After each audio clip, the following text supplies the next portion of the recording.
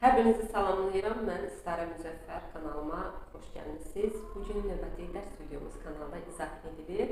Mövzumuz Monqolların Azərbaycana yürüşləri, Xarəzmşah Cəlaləddinin yürüşləri və Hülakülər dövlətidir.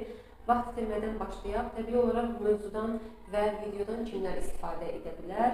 Müəllimlər işə qəbul imtahanına hazırlaşanlar, sertifikasiya hazırlaşan müəllimlərimiz və abituriyentlərin istifadəsi üçün nəzərdə tutulub.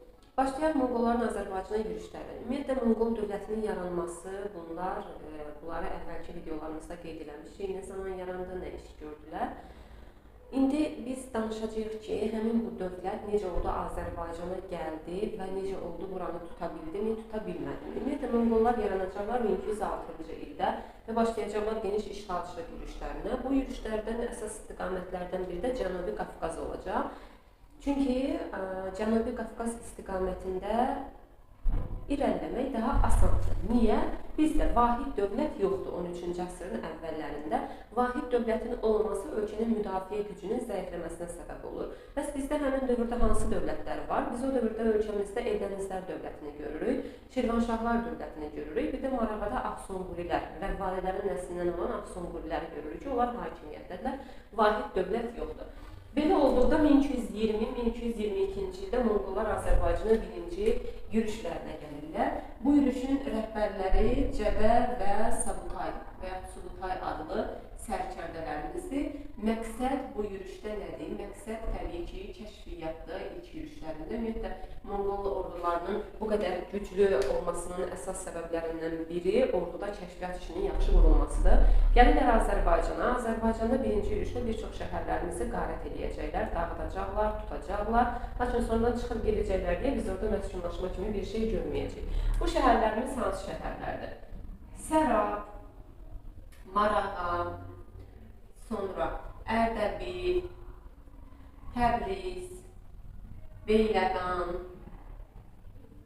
Gəncə, Naxçıvan, Şamaxı və yaxud Şirvan, Dərbənd və ya bir neçə şəhərlərimizi görürük. Bu şəhərlərin içərisində iki şəhərimiz var ki, birincisi Təbriz, digəri isə Gəncə şəhərləri.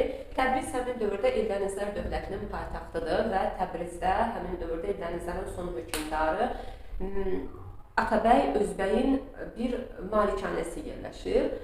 Monqollar birinci Təbriz üzərinə yürüşə gələndə Özbək Monqollarla danışıqlara girir və onlara müəyyən hədiyyələr verməklə, ərzaq filan belə şeylər verməklə Təbrizi dağıntıdan xilas edir. Sonra Monqollar Təbrizdən bu aldıqlarını alırlar, çıxırlar, üzü növbəti şəhərlərimizə istiqamətlərini tuturlar. Və bu hadisə belə olduqda Atabəy Özbək deyir ki, özümüzə bir müttəfiq tapaq Monqollara qarşı. Bu müttəfiq də kim olur? Gürcü hakimi 4-cü Georgi. Deyir ki, 4-cü Georgi ilə bir müqavilə imzalayaq, Monqollara qarşı bircə mübarizə aparaq. Onlar bir müttəfiq olurlar, amma Monqollar bu prosesin qarşısını ala bilirlər. Çünki Təbrizdən çıxandan sonra gəlib Muğanda və Muğanda xəbər tuturlar ki, belə bir proses var. Ona görə oradan Gürcüstana gedirlər və bu müttəfiqlərin istədikləri proses baş tutmur. Deməli, Özbək, Atabəy Özbək Gürcü hakimi ilə 4-cü Georgi ilə müttəfiq olmaq istəyirdi. Bu əsas bizə lazımdır. MİQ və sertifikasiya hazırlaşan müəllimlərimizdə Özbək və Gürcü 4-cü Georgi müttəfiqdirlər kimə qarşı? Monqollara qarşı. Təbii ki, Monqollar gedirlər Gürcüstanları orada məğlub edirlər, sonra tezdən qayıdırlar Təbrizə. Onlar Təbrizə qayıdanda artıq Özbək qaçır. Özbək qaçır Naxçıvana. Naxçıvana qaçandan sonra bəs şəhəri kim müdafiə edir? Şəhərdə Şəmsəddin Tuğrayı müdafiə edir, Monqollara xərac verir və dağıntıdan xilas edir. Ümumiyyətlə, Monqolların birinci yürüşündə Təbriz şəhəri 3 dəfə xərac verərək dağıntıdan xilas olacaq. Gəncəyə isə gələcəklər, yaxınlaşacaqlar. Deyir ki, Gəncə həmin dövrdə tez-tez Gürcülərin, Bizans ermənilərin hücumlarına məruz qaldığı üçün yaxşı müdafiə oluna bilirdi. Monqollardan da müdafiə oluna bilir və Monqollar Gəncədən təzminat alırlar. Təzminat. Yəni, birinci yürüşdə dağıda bilmədikləri, ələ keçirə bilmədikləri iki dənə şəhərimiz var. Biri Gəncədir, biri də Təbriz şəhərləridir. Yerdə qalan şəhərlərimizin demək olar ki, bir çoxundan keçirlər, dağıntılarını törədirlər. Amma iki dənə şəhər var ki, bu əsas MİQ və sertifikasiya düşə bilər. İmtahanda, yəni ki, nazirlik imtahanında görməsəkdən fərqli müəlliflərin testlərində qarşımıza çıxa bilər. Bu ərazilərimiz və onlara ayrılan xüsusiyyət nədən ibarətdir? Bir Ərdəbil, bir də Beyləqan. Ərdəbildə bütün kişi əhalini qırıblar. Kişi, Yaqutəli Həmədi bu barədə məlumat verib. Beyləqanda isə qadın və uşaq demədən bütün əhalini qırıblar. Bütün əhali. Ərdəbildə bütün kişi əhali məhv edilir. Beyləqanda isə bütün əhali, qadın və uşaq daxil olmaqla məhv edilir. Sonra gəlirlər Şirvana. Şirvan şahı güya elə bilir ki, bunlar bir-birinin müqavilə imzalayacaqlar. Amma Şirvan şahını aldadırlar, oradan elçiləri alırlar və onlar həmin elçilər Monqollara yolu göstərir, oradan Dərbənddən keçirlər və qayıdırlar öz ölkələrinə. Hətta orada Dərbənddən yuxarıda biz 1223-cü ildə Monqol dərsində Monqolların Rus və Qıpçaqların birləşmiş qüvvələri ilə olan Kalka döyüşünü görürük. Təbii ki, yenə Monqollar qalib gəlirlər. Yəni, Monqolların əsas yürüyüşü bunlardan ibarətdir. Abituriyyentlərə çox da belə bu xırdalıqlar düşmür. Əsas Təbriz və Gəncənin tutula bilmədiyini bilək. Yadımızda qalsın. Yerdə qalanlar isə hansı ilə əhatə edir, kimlər rəhbərliyini və məqsədləri nə idi, bunları bilsək kifayət edir. Ondan sonra biz 1225-ci ildə Azərbaycana Xarəzmşah Cəlaləddinin yürüşünü görəcəyik. Ümumiyyətlə, Xarəzmşahlar bir dövlət idilər. Səlcuq dövlətinin parçalanması nəticəsində meydana gələn dövlətlərdən biri idi Xarəzmşahlar. Mərkəzi Asiyada öz mövcudluqlarını saxlayırdılar. Xarəzmşahlar dövlətinin varlığına Çingistan, yəni Monqol qoşunları tərəfindən son qoyulacaq. Xarəzmşahların da son hökmdarı Əlaəddin Məhəmməd idi. Çingistan həmin Xarəzmşahlara son qoyur, Əlaəddin Məhəmməd öldürülür. Məhəmmədin oğlu Cəlaləddin qaçır Dehli Sultanlığına. Həmin dövrdə də Dehli Sultanlığında Şəmsəddin el tutmuşdu hakimiyyətdə. Dehli Sultanlığını onu himayə edir, yəni bir növ ona sığınacaq verir. Lakin Cəlaləddinin arxasıca Monqollar da Dehlinin üzərindən yürüş edirlər. Belə olanda artıq Cəlaləddin görür ki, Hindistan elə də, necə deyək, bu necə ifadə edək, güclü sığınacaq deyil. Ona görə Hindistandan çıxır və Cənubi Qafqaza yola qoyulur. Gəlir çatır bizə və 1225-1231-ci illərdə biz Xarəzmşahları, yazaq Xarəzmşahlar, dövlət olaraq yox, yəni sadəcə Xarəzmşahlar Cəlaləddinin rəhbərliyi ilə görürük Azərbaycanı. Təbii ki, Azərbaycanın vəziyyəti necədir? Heç də yaxşı deyil. Şirvanşahlar var, Aksonqurlar var, Eldənizlər var. Eldənizlərdə də son hökmdarımız Özbək idi. Zaten Monqolların yürüşünü dəf eləyə bilməmişdi. Təbriz pis vəziyyətdə idi. Xarəzmşah Cəlaləddin gələndə də 1225-ci ildə Özbək birinci qaçır Gəncəyə, oradan da gedir Əlincə qalasının Naxçıvana. Dövlətin idarəsi boş qalır, müdafiə təşkil edilə bilmir və nəticəsində 1225-ci ildə Xarəzmşah Cəlaləddin Eldənizlər dövlətinin varlığına son qoyur. Eldənizlər dövləti artıq sübut elədi 1225-ci ildə Xarəzmşah Cəlaləddinin yürüşü nəticəsində. 1227-ci ildə Marağa ərazisi də tutulur və Marağada da tutulandan sonra Axsunquri dövləti sübut edir, ona da son qoyulur. Bəs Şirvanşahların aqibəti necə olur? Şirvanşahlar 1227-ci ildə xərac verərək dağıntıdan öz ölkələrini xilas edirlər. Şirvanşahlar asıllığı qəbul edir, xərac verəcəklər. Hakimiyyətdə də kimdir? Hakimiyyətdə 3-cü Fəri Bürsdür. 1227-ci ildə Şirvanşahlar Xarəzmşahlardan asıllığı qəbul edir və xərac götürümü verməyi öz böhdələrinə götürürlər.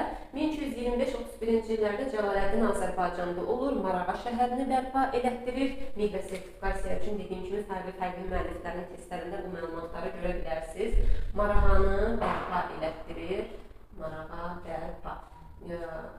Və onun Azərbaycana təyin elədiyi hakimlər Azərbaycana ciddi şəkildə dağıntılar törədirlər, özbaşına vergiləri falan artırırlar. Bu da istər-istəməz xalq azadlıq hərəkatına səbəb olur. Belə ki, 1225-ci ildən sonra, yəni 31-ci illər aralığında, hardasa biz bunu 1227-ci il götürə bilərik. Belə ki, Təbrizdə üsyan qalxır ilk olaraq. Təbrizdə Xarəzmşahlara qarşı üsyan, vergilərin artırılmasına görə bu ilk azadlıq hərəkatı hesab edilir Xarəzmşahlara qarşı. Yəni, ilk üsyanımız Təbrizdədir. Amma üsyanın ən böyük zirvəsi olacaq 1231-ci ildə Gəncədə Usta Bəndər üsyanı. Yazırıq bura Bəndər. Bu artıq xalq azadlıq hərəkatının ən belə pik nöqtəsidir. Usta bəndər üsyanı düzdür, Xarəzmşahlara qarşı qalxır, onlara ciddi ziyan vurur, lakin yatırılır. Elə 1231-ci ildə Usta bəndər üsyanında yatırılmış olacaq. Lakin 1231-ci ildə bu üsyanın təsiri ilə Xoydu, Nərəddi, Naxçıvandı, Azərbaycanın bu bölgələrində də Xarəzmşahlara qarşı üsyanlar qalxacaq.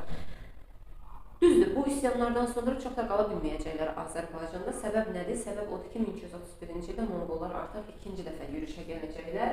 Monqolların Azərbaycana ikinci yürüşü 1231-də başlayacaq, 1239-cu ildə başa çatacaq. Rəhbərimiz kimdir? Rəhbərimiz Çormağın Noyundur. Çormağın Noyunun rəhbərliyi ilə baş verəcək bu proses. Məqsədləri nədir? Məqsədləri artıq bu ərazilərdə möhkəmlənmək. Nə iş görəcəklər? Təbii ki, Azərbaycanın bütün şəhərlərini, bölgələrini, ərazilərini işğal edəcəklər və öz dövlətlərinin tərkibinə qatacaqlar. Belə ki, 1231-dən başlayacaq bu proses ta ki 1239-cu ildə Dərbəndin tutulmasına qədər davam edəcək. 1239-cu ildə Dərbənd qalası tutulacaq və tutulma bitəcək. 1239 Dərbəndin tutulması ilə. Dediyim kimi, digər bütün ərazilərimizi təbii ki, tutublar. Marağasıdır, Ərdəbilidir, Təbrizidir, Gəncəsidir, fərqi yoxdur, hər birini tutublar. Gəncədə amma edəcəklər, ciddi şəkildə dağıntı törədəcəklər. Gəncədə 1235-ci ildə 4 il mübarizə aparacaqlar Gəncəni tutmaq üçün. Hansı ki, bu xırdalıqlar deyil, amma artıq abituriyentlər qulaq asanda başa düşünəndə ki, bu xırdalıqlar onlara aid deyil, miqyas sertifikasiya düşəcək. 4 il mübarizə Gəncəni tutmaq üçün nəhayət 1235-də Gəncəni tuta biləcəklər, Gəncə və bu 4 illik mübarizənin acığını çıxacaqlar və Gəncəni dağıdacaqlar. Hətta Təbrizi tutandan sonra Təbrizdən bir neçə sənətkarı aparacaqlar Qaraqoruma ki, orada onları öz fəaliyyətləri üçün istifadə edəsinlər. Ən sonunda dediyimiz kimi 1239-cu ildə Dərbəndin tutulması ilə Azərbaycanın işğalı başa çatacaq. 1239-cu ildən 3-cü yürüş başlayana qədər 1256-cı ilə qədər və 1258-ci ilə qədər Azərbaycan idarə ediləcək Ali Monqol xaqanının təyin etdiyi canişinlər vasitəsi ilə. Hətta bunlardan biri də Arğun ağadır.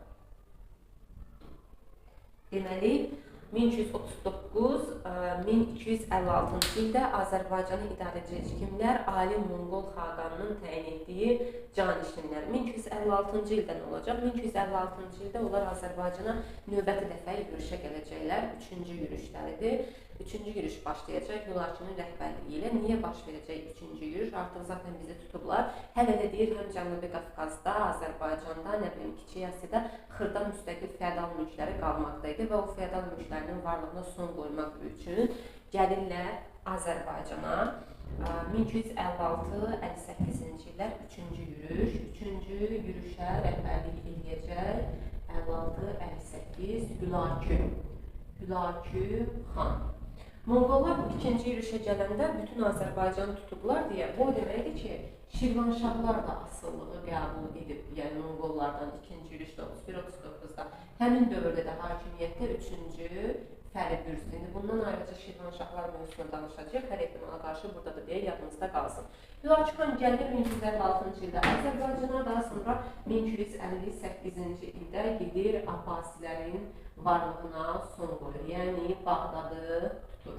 Bağdad tutuldu, Abbasilərin varlığına son qoydu 1258-ci ildə və yeni bir dövlət yaratdı. Həmin dövlətin də siyasi mərkəzi oldu Azərbaycan. Bu dövlət olacaq Hülakülər və ya Elxanilər. Niyə deyirik dövlətin siyasi mərkəzi Azərbaycandır? Çünki dövlətin 3 paytaxtından 3-ü də qədim Azərbaycan şəhərləridir. İlk paytaxtımız olacaq Marağa, sonra Sultaniyə və Təbriz. Dövlətin 3 dənə paytaxtı var. Marağa, Sultaniyə və Təbriz şəhərləri. 1258-ci ildə dövlətimiz yaranacaq, 1257-ci ilə qədər mövcud olacaq. İndi danışacaq sizə Hülakülər dövlətindən. Bu belə, bu oldu yürüşlərimizin. Hülakülər dövləti 1258-ci ildə yaranacaq, 1257-ci ilə qədər mövcud olacaq. Dedik, dövlətin paytaxtları Marağa, Sultaniyə və Təbriz şəhərləri olub. Dövləti kim yaradacaq? Ümumiyyətlə, biz Hülakülər dərsində hansı hökümdarların adını çəkəcəyik? Hülakü xan, təbii ki, ilk danışacağımız hökümdar Hülakü xandır. Çünki bu Hülakü dövləti yaradır, Elxan titulu daşıyırlar. Yəni biz buna Hülakülər də deyə bilərik, Elxanilər də deyə bilərik, fərqi yoxdur. İlk hökmdarımız Hülakü xandır. Hülakü xan gələcək, Abbasilərə son qoyacaq, sonra da dövlətini yaradacaq. Hülakünün dövründə yaranan bu dövlət Hülakülər dövləti 5-ci Monqol ulusu adlanır. 5-ci ulus. Çünki biz nə demişdik? Demişdik ki, Çingiz xan ölməzdən öncə dövləti 4 oğlu arasında bölüb, 4 ulusa. Amma Hülakü gəlir, bu Cənubi Qafqaz, Azərbaycan ərazilərini tutur və özünə bir dövlət yaradır. Ayrıca bir dövlət Hülakülər və bunun da adını qoyur nə? 5-ci ulus. Buna deyirlər 5-ci ulus. Amma təbii ki, digər 4 ulus bu dövləti tanımayacaq. Çünki rəsmi olaraq bu dövlətə tabi olan ərazilər, Cənubi Qafqazda, Azərbaycan və digər ərazilər olmalıdır Cürcilərdə. Cürcilər də gedib hansı dövləti yaradıblar? Qızıl Ordu dövləti yaradıblar.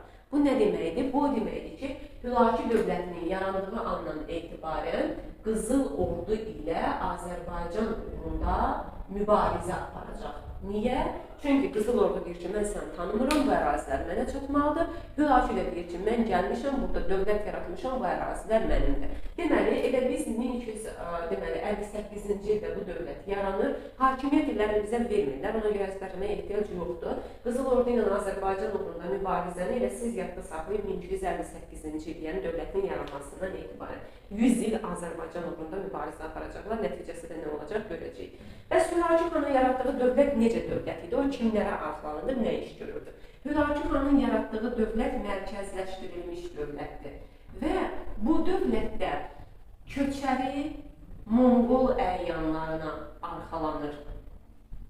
Köçərilərə, yəni Monqol əyanlarına. Bəs bizim yerli feodallar sıxışdırılır. Hətta o ki 1239-1256-cı illərdə Azərbaycanda Monqol xaqanı canişinliyi dövrü var idi. O canişinlik dövründə belə bizim yerli feodallarımız öz malikanələrini idarə etmək üçün bir sənəd alırdılar, icazə sənədi, yarlıq alırdılar. Nəticədə Hülakü xanın yaratdığı dövlət də ilk vaxtlarda köçərilərə arxalanır, yerli Monqollar, daha doğrusu köçəri Monqollara arxalanır və yerli feodallarımız bir növ prosesdən kənarda qalırlar, yerlilər sıxışdırılır. Hətta öz aralarında bölürlər, Şəhzadə Yuşmutu məsələn Arana hakim təyin edirlər, xırdapara məsələlər. Təbii ki, milli sertifikasiya üçün Yuşmut, bu olur Aran hakimi. Aran hakimi olduğu müddətdə əhaliyə orada sıxışdırılma, təqib, vergilərin artırılığı, narazılıqlar baş qaldıracaq. Sonra nə bilim, Qarabağ yaylaqdır, Muğan qışlaqdır, yenə eyni şəkildə milk və sertifikasiyaya aid olacaq hadisələr. Amma Hülakülərdə bu prosesə son qoyan adam kim olacaq? Son qoyan adam olacaq Qazan xan. Qazan xan hakimiyyətə gələcək 1295-də, davam edəcək bu proses 1304-cü ilə qədər. Hakimiyyətinin ilk dövrlərində, ilk gələrkən gördüyü iş çıxışları yatırmaqdır. Ona qarşı dövlətin daxilində Monqol əyanları bir çıxış qaldırırlar, o da bu çıxışları yatırır. Niyə? Çünki islahat keçirmişdi, dini islahat və İslam dinini qəbul etmişdi. Ümumiyyətlə, Qazan xan öz islahatları ilə məşhurdur. Biz də danışacağıq ki, o islahatlar hansılardır, nə görürük, nə görmürük. Bu islahatları keçirməkdə ona kömək edən bir şəxs var, Qazan xanın vəziri Fəzlullah Rəşidəddin. Həm də tarixçi olub. Rəşidəddin. Cami Ət Təvarix əsərində müəllifidir. Qazan xanın da vəzir olub. Eyni şəkildə Hülakü xanın məsləhətçisi və Abaqa xanın vəziri olan Nəsrəddin Tusi də var bu dövrdə. 13-cü əsrdə Nəsrəddin Tusini də görürük. Hülakü xanın məsləhətçisidir, Abaqa xanın vəziridir. Qazan xanın vəziri kimdir? Fəzlullah Rəşidəddin. Qazan xan gələrkən gördüyü ilk iş nədir? Özünə qarşı olan çıxışları və qiyamları yatırmaq. Sonra da başlayıb islahatlar keçirmək. Təbii ki, islahatlar keçirməkdə məqsədləri var. Vergi toplanmasını nizama salmaq, əhalinin istismarını nizama salmaq, Azərbaycanda yerli əhali ilə yaxınlaşmaq, yerli feodallarla yaxınlaşmaq, belə məqsədlər var və bu məqsədlərin nəticəsində onun islahatlarını görürük. Birinci islahatımızı deyək, dini islahat. Dini islahata əsasən İslam dinini qəbul edir və adını dəyişib qoyur Mahmud. Sonra biz görəcəyik torpaq islahatı. Torpaq islahatının əsasını Monqol qoşununda xidmət edənlərə iqta torpaqlarının verilməsi təşkil edir. İqta verəcəyik. Hansı torpaqlarda? İncu, Bayrat və Divan torpaqlarından. İncu, şah və ailəsinə məxsus olan torpaqlardır. Bayrat boş qalmış torpaqlardır. Divan isə dövlət torpağıdır. İqtanı veririk. İqtanın verilməsi ilə həmin o torpaqda olan kəndirlərdir, suvarma kanalları, fərqli nələr görülürsə, hər biri torpaqla bir yerdə verilir bu iqtadarların ixtiyarına. İqtanı alan şəxs təbii ki, dövlətə xidmət etməlidir. Həmin o alınan iqtanını sata bilməz, nə başqasına bağışlaya bilməz, hədiyyə verə bilməz. Bəs o öləndən sonra nə olur? Öləndən sonra da iqta alan şəxsin əgər müəyyən bir davamçısı varsa, bu işi davam elətdirirsə, iqta keçir ona. Yoxsa dövlət tərəfindən yenidən geri alınır. Deməli, torpaq islahatının əsas mahiyyəti Monqol qoşununda xidmət edənlərə iqta torpaqlarının paylanmasıdır. Bir də torpaq islahatının gedişində 1303-cü ildə Azərbaycanda kəndlilərin köçməyi qadağan olunur. Yəni, kəndlilər torpağa təhkim edilirlər. 1303-də Qazan xan torpaq islahatındakı mahiyyətin bir fonunda kəndlilərin bir yerdən başqa yerə köçməsini qadağan edir. Yəni, kəndliləri bir növ torpağa təhkim edir. Amma bu təhkimlik müddəti o qədər də uzun çəkilir. Bu belə. Sonra görürük vergi islahatı. Vergi islahatında əsas məqsəd təbii ki, vergilərin toplanmasını nizama salmaq, qayda qanun yaratmaq və özbaşınalığa son qoymaqdır. Vergi islahatı keçirərkən vergi verənlərin siyahısı tutulur. Hər bir şəhərin, mahalın, kəndin ödəyəcəyi vergi xüsusi lövhələrdə, giriş hissələrdə yazılır.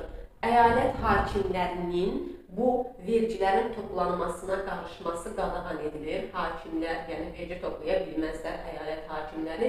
Vergilərin toplanması həvalə edilir mərkəzi divana. Mərkəzi divan, vergiləri mərkəzi divan toplayacaq. Hətta 3 il müddətində icariyə də verilir vergi toplanması, iltizama da verilir. Amma kəskin mübarizə şəraitində keçir. Niyə kəskin mübarizə şəraitində? Çünki heç kim əlində olan bu xüsusi gücü itirmək istəmir. Yəni, vergi toplanan bilinmə gücü çox güclü bir prosesdir həmin dövr üçün. İstədiyin qədər mənimsəmə edə bilərsən. Ona görə kəskin mübarizə şəraitində olur. İnsanlar, fiyadalar əllərindəki bu gücü itirmək istəmirlər, əyalət hakimləri. Növbəti islahatımız məhkəmə islahatıdır. Məhkəmə islahatında biz qazı yadımızda saxlayan, bir də 30 il məsələsi. Qazı məsələsi nədir? Qazı məsələsi odur ki, məhkəmələri bu dövrdə idarə edir kimlər? Qazılar. Qazılar idarə edirlər, yəni hakim vəzifəsində qazılardır. Və bu demək ki, biz qazıları ədalətli seçəriksə, deməli məhkəməmizdə ədalətli olar, ədalətli qərar verir. Yəni, məhkəmə islahatında əsas diqqət qazı vəzifəsinə ədalətli din xadimlərinin seçilməsidir. Hətta o seçilən din xadimlərindən qayda qanuna ciddi nəzarət edəcəkləri barədə bir tələbnamə də alırlar ki, sən buradasan, qayda qanuna da nəzarət edəcəksən, ciddi şəkildə heç bir qanunsuzluğa yol vermək olmaz. Onlar da deyir ki, yaxşı. 30 il söhbəti nədir? Məhkəmə islahatına əsasən 30 ili keçmiş iddia sənədləri öz qanuni qüvvələrini itirirlər. Yəni, bir şey 30 il müddətində olmuşsa, ondan sonra da olmayacaq. Bunu unudun, çıxsın, geçsin. Bir də ən çox çaşdırılan məhkəmə islahatına görə alqı-satqı işlərində də qayda qanun yaradılıb. Qayda qanun. Normalda alqı-satqı deyəndə həmişə xatırlanır ticarət islahatında, amma xeyr, məhkəmə islahatında da alqı-satqı işlərində qayda qanun yaradılması. Lakin məhkəmə islahatı tam həyata keçirilə bilməyib. Yəni, yarımçıq qalıb. Yazırıq, yarımçıq qaldı məhkəmə islahatı.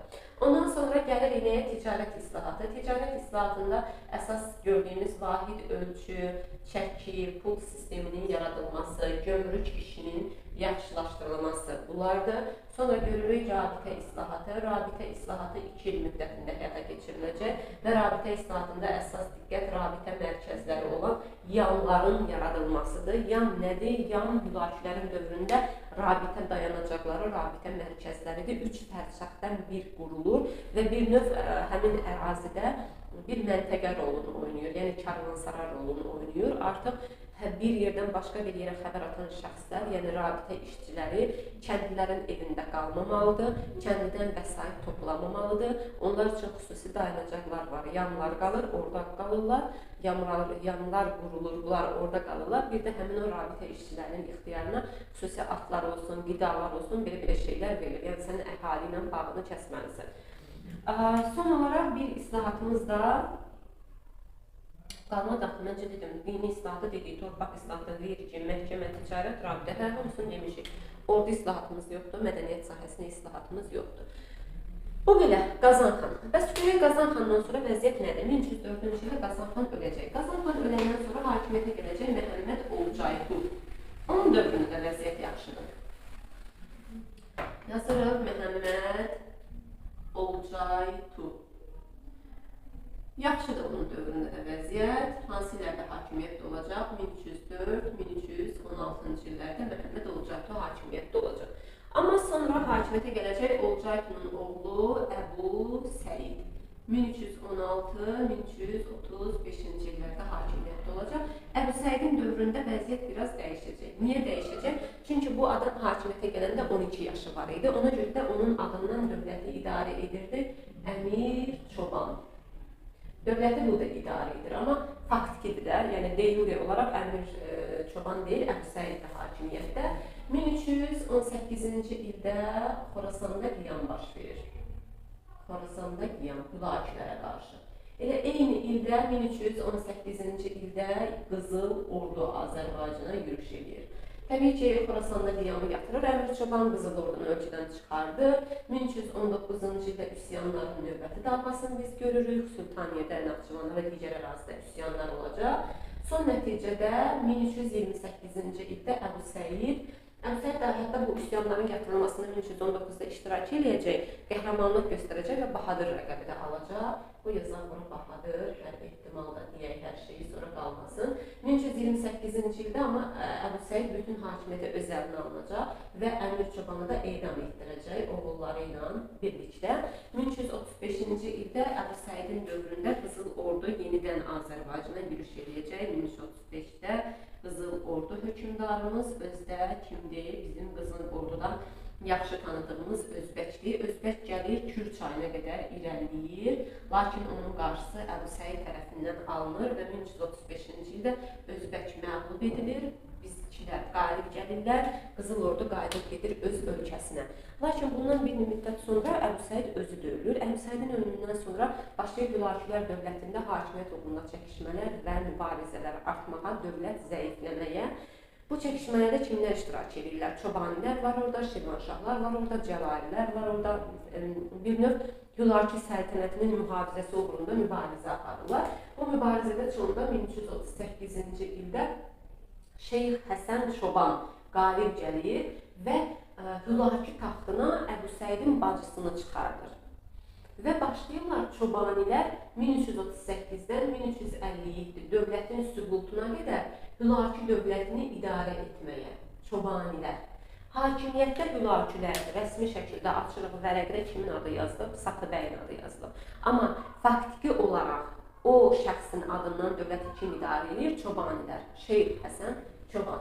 Çobanilər dövrüdür 1338-1357. Hətta 1344-cü ildə Çobanilərə qarşı Təbrizdə bir üsyan da olur. Məlik Əşrəf, yazaq bura, Məlik Əşrəf Şeyx Həsənin qardaşı Məlik Əşrəfin qanunsuzluqlarına qarşı Təbrizdə üsyan olur. Cəmaət bezir də canından ki, siz kimsiz gəlmişsiniz burada idarə edirsiniz və bizi də bezdirirsiniz canınızdan. Nəticə etibarilə əhali bezir və 1357-ci ildə Qızıl Ordudan yardım istəyirlər ki, gəl bizim canımızı bunlardan qurtar. İl 1357 zəngilədilər gəldi, Qızıl Ordu hökmdarı Canı bəy gəldi Azərbaycana və 1357-ci ildə Hülaki dövlətinə son qoydu. Kim? Qızıl Ordu hökmdarı Canı bəy. Neçənci ildə? 1357-ci ildə Təbrizi tutdular və Hülaki dövləti süqut eləmiş oldu. Canı bəy burada öz oğlu dərdini qoyacaq ki, sən qal burada, oğlum aldın buranı, axır sənindir, mən də çıxıb gedirəm öz ölkəmizə Qızıl Ordunu idarə edeyim. Amma bir müddətdən sonra Canı bəy öləcək. Canı öləndən sonra zəng edib bərdini çağıracaqlar ki, bəs atan ölüb, qayıt gəl, o da deyəcək ki, hə, yaxşı gəlirəm. Çünki onlar hökmdar seçilməsində iştirak etməlidirlər. Yenə eyni şəkildə heç nə Bərdə çıxır gedir öz ölkəsinə və 1359-cu ildə bizi yeni bir sürpriz gözləyir. Bu sürprizimiz də nədir? Növbəti dərsdə görəcəyik. İzlədiyiniz üçün təşəkkür edirəm. Görüşərik. Hələlik.